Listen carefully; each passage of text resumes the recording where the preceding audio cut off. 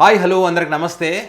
YS Jaganmohan Reddy గారికి సంబంధించి Rentapalla tour ఏదైతే ఉందో అక్కడ జరిగినటువంటి ఘటన ఇది. సింగయ్య జగన్ గారి కాన్వాయ్ కింద పడ్డారని చెప్పి కూటమి ఏదైతే ఒక వీడియోని రిలీజ్ చేసిందో ఆ వీడియోని బేస్ చేసుకొని జగన్ గారి మీద కేసు పెట్టడం జరిగింది. మొదట్లో కాదన్నారు, తర్వాత జగన్ గారి కాన్వాయ్ అని చెప్పి ఒక 6 మంది మీద కేసు పెట్టారు.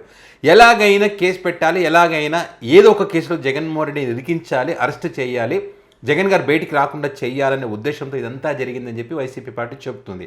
సో ఈ క్రమంలో ఈరోజు హైకోర్టులో 2 కీలక పరిణామాలు చోటు చేసుకున్నాయని చెప్పొచ్చు. ఒకటి, జగన్ గారు ఏదైతే కూటమి చేస్తున్నటువంటి ఆరోపణలు ఏవైతున్నాయో ఈ కాన్వాయ్ కింద పడ్డమనే దానికి సంబంధించి వైసీపీ ఏం చెప్తా ఉంది, అసలు ఆ ఘటన జరగనే లేదు, ఎస్పీ గారు దీనికి సాక్ష్యం, మొదటిగా మాట్లాడిన మాటలు, ఆ తర్వాత 5 రోజుల తర్వాత మాట్లాడినటువంటి మాటలు, ముఖ్యంగా వీడియోకి సంబంధించి 7 సెకండ్ల వీడియో, ముందు లేదు వెనక లేదు, కేవలం 7 సెకండ్ల తల కింద పడ్డది మాత్రమే ఉంది. కాబట్టి ఇది ఆర్టిఫిషియల్ ఇంటెలిజెన్స్ ద్వారా తయారు చేసినటువంటి వీడియో ఇది. సో ఇక్కడ మా తప్పేం లేదు. ఒకవేళ నిజంగానే జరిగి ఉంటే కనుక దానికి పూర్తి బాధ్యత కూటమిదే.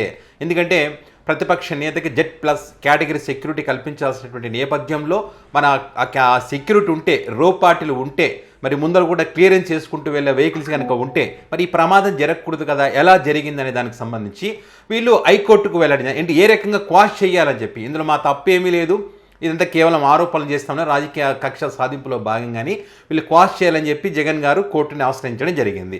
అదేవిధంగా వీళ్ళు ఏంటి, 2 ప్రధానమైనటువంటి కారణాలను అక్కడ హైకోర్టులో ప్రస్తావించారు. ఏంటి, జగన్ గారు వెహికల్లో ఉన్నా కూడా ఒక వ్యక్తి టైర్ కింద పడితే పట్టించుకోలేదు, అంటే వెళ్ళిపోని చెప్పారనే విధంగా ఒకటి, అంతా తెలిసిన తర్వాత కూడా ఆ వ్యక్తిని నడి రోడ్డు మీద వదిలేసిపోయారనేటువంటి ఈ 2 అంశాలంటే జగన్మోహన్ రెడ్డి కావాలని తెలిసినా కూడా ఒక వ్యక్తి ప్రాణాలు పోవడానికి కారణం అయ్యాడని చెప్పి వీళ్ళు కోర్టులో వాదించేటువంటి ఒక ప్రయత్నం.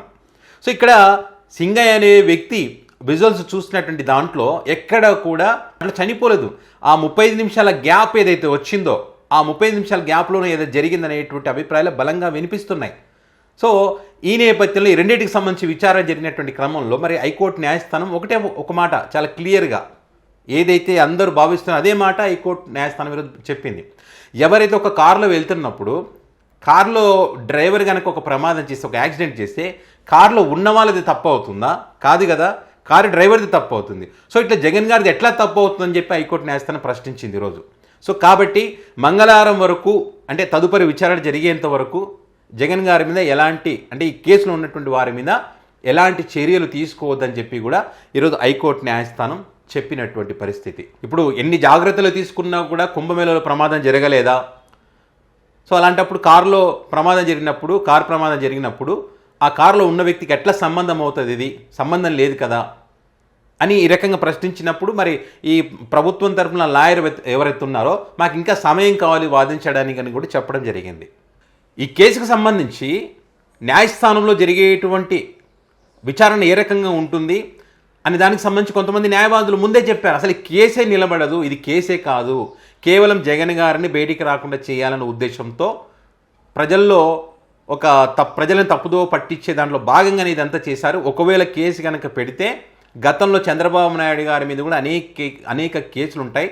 పుష్కరాల నుంచి మొదలు పెడితే కందుకూరు తర్వాత నెక్స్ట్ డేనే మళ్ళీ 3 చనిపోయినటువంటి పరిస్థితులు ఇట్లా అనేకం ఉన్నాయి. తిరుపతి తొక్కిసలాట, బాధ్యుని చెయ్యొచ్చు, ఈయనే బాధ్యుడని, సింపుల్ కదా, రాష్ట్ర ముఖ్యమంత్రిగా ఉన్నారు ఆయన.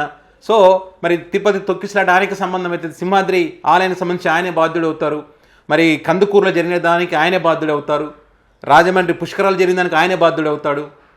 మరి ఇక్కడ జగన్ గారు కారులో ఉన్నప్పుడు డ్రైవర్ తప్పు చేస్తే జగన్ కూడా శిక్ష అనుభవించాల్సిందే నెంబర్ 2గా పెట్టామంటే అక్కడ కూడా చంద్రబాబు నాయుడు గారు మెయిన్ కదా, మొదటి ముద్ద చంద్రబాబు నాయుడు గారు అవుతారు అప్పుడు. సో ఇవన్నీ అక్కడ ప్రస్తావనకు వస్తాయి. సో అక్కడ కుంభమేళకు సంబంధించి కూడా ఈరోజు న్యాయస్థానం ప్రస్తావించింది. అంటే దాని అర్థం ఏంటి, జగన్ గారిది తప్పు లేదు ఇదని ఒక క్లారిటీ అయితే వచ్చింది కదా. పైగా వీళ్ళ బాధ్యత ఏంటి, సెక్యూరిటీ కల్పించాల్సినటువంటి పరిస్థితి. వీళ్ళ మీద సెక్యూరిటీ కల్పించామన్నప్పుడు కల్పిస్తే మరి ఇది ఎలా జరిగింది అనేటువంటి ప్రశ్నలు కూడా అక్కడ తలెత్తేటువంటి అవకాశం ఉంది. సో ఇవే అంశాలు అక్కడ విచారణ సందర్భంగా వస్తాయి న్యాయస్థానంలో అని చెప్పి అనేక మంది న్యాయవాదులు కూడా మరి ఈ కేసు పెట్టినటువంటి క్రమంలో చెప్పినటువంటి పరిస్థితి. ఆ దిశగానే ఇప్పుడు ఈరోజు హైకోర్టు కొన్ని కామెంట్స్ కూడా చేసింది ఈ కుంభమేళకు సంబంధించి. కారులో ఉంటే జగన్ గారు ఎలా బాధ్యుడు అవుతారని చెప్పి. సో చూద్దాం, తదుపరి విచారణ మంగళవారానికి వాయిదా వేశారు. సో ఆ రోజు ఎలాంటి పరిణామాలు మన న్యాయస్థానంలో చోటు చేసుకునే చూడాలి. ఒక విధంగా అయితే ఇప్పుడు ఈ కూటమికి షాక్ అనేది చెప్పొచ్చు ఈ సింగ ఎపిసోడ్లో.